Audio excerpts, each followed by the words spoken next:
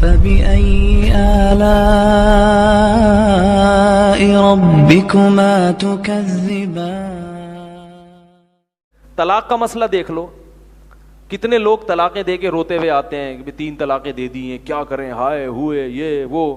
ہم کہتے ہیں بھائی رو لے, میرے باپ کا دین ہوتا تو میں کہہ دیتا کہ رجوع کر لو, مجھے بھی ترس آ رہا ہے, بچے رول رہے ہیں, سب کچھ ہو رہا ہے, لیکن یہ قانون کس نے بنایا آسمانوں پہ؟ اللہ نے بنایا. لڑے میں 3 طلاق کے بعد بچے رولیں, کچھ بھی ہو, کوئی رجوع کا حق نہیں ہے. اس میں کیا حکمتیں ہیں, یہ ایک الگ ٹاپک ہے. ہم ایک گھر کو اجڑتا ہوا دیکھ کے روتے ہیں, لیکن اس ایک کی وجہ سے کتنوں کو فائدہ ہو جاتا ہے, اس طرف ہماری توجہ نہیں جاتی. اس کی میں ایک دلائل تو بہت ہے, میں ایک چھوٹی سی مثال دوں. ایک شخص نے مجھ پہ اعتراض کیا کہ اسلام میں طلاق اتنی آسان کیوں ہے.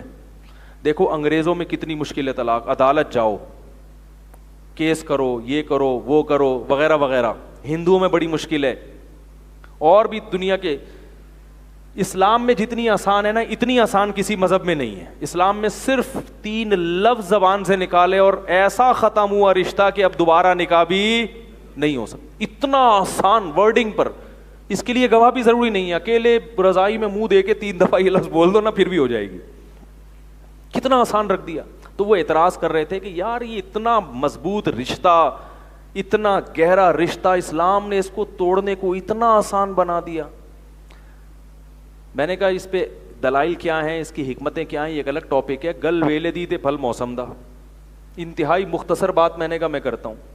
میں نے کہا اتنا آسان بنایا, آپ یہ کہہ رہے ہیں کہ آسان بنانے کا نقصان یہ ہوگا کہ طلاقیں زیادہ ہوں گی, یہی نقصان ہونا چاہیے نا.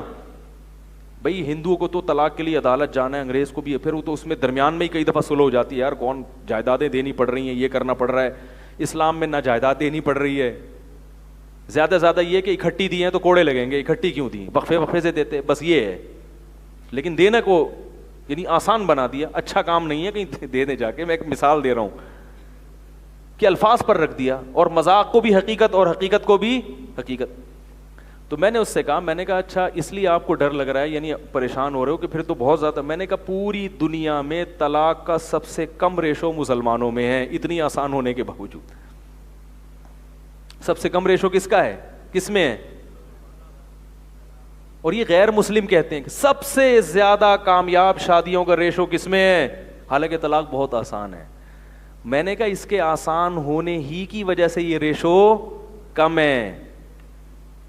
کیا آدمی کہتا ہے یار یہ تو میں جب بھی منہ سے نکالوں گا ختم ہو جائے گا, تو ذرا سوچ لو سوچ لو سوچ لو. اور آپ کے ہاں عدالت جانا پڑتا ہے, عدالت اگر عورت پہنچ گئی تو دشمنی کم ہونے کے بجائے بڑھتی ہے. پھر مرد کہتا ہے اس کو میں نے رکھنا نہیں ہے, پھر وہ وکیل سے یہ رابطے کرے گا کہ جائیداد بچا کے کیسے دوں میں اس کو طلاق. اور پھر وہ یہ بھی کہتا ہے کہ کاغذ میں طلاق دینے کی ضرورت نہیں ہے, ویسے ہی چھوڑ دو, کیونکہ جب کوئی ثبوت ہی نہیں ہوگا تو جائیداد بھی نہیں دینی پڑے گی. تو امریکہ نے پابند تو بنا دیا کہ طلاق دو گے تو آدھی جائیداد دو گے.